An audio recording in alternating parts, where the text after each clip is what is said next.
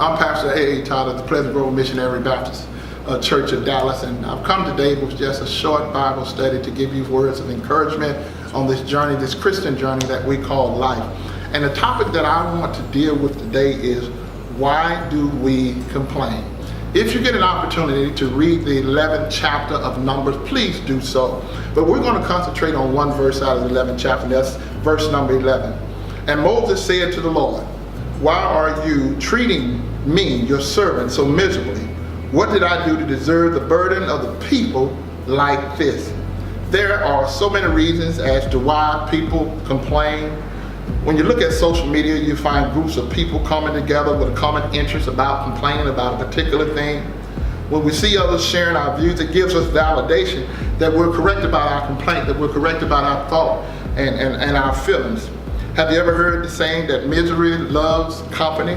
Well, in fact, that's correct. Complaining about something is a way to vent. It's a way for us to release our anger. It's good sometimes to unload these thoughts and these feelings instead of keeping them locked on the inside of us. But however, complaining can become habitual, and it can even be addictive. So first thing we want to bring to the forefront is that some complaints are valid. Yes, they are. The Israelites complained, and then Moses complained. But God responded positively to Moses' complaint, and he responded negatively to the people complaining. And the reason God did this is because the people complained to each other, and nothing ever happened. Nothing was ever solved. But Moses complained to God, the one that can solve all our issues and all our problems. Can I get a witness? Somebody out there listening today. Moses took his complaint to God, who can solve any problem. And many of us are good at complaining to each other. We need to learn to take our problem to the one who can do something about them. So secondly, some complaints come from focusing on unfulfilled desires.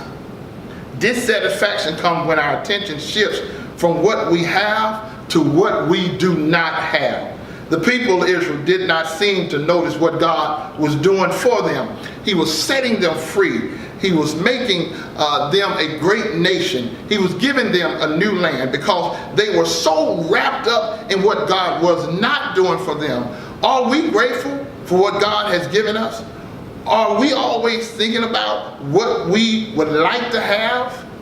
We should not allow our unfulfilled desires to cause us to forget God's gifts, His gifts that He's given us of life, the gift of food, the gift of health, work, friends, and family.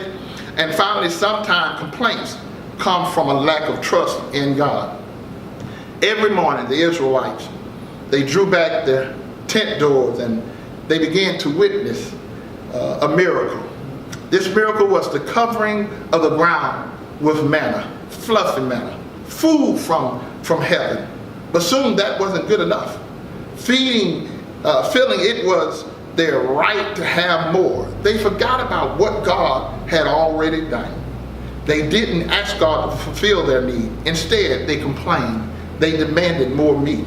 And they stopped trusting God to care for themselves.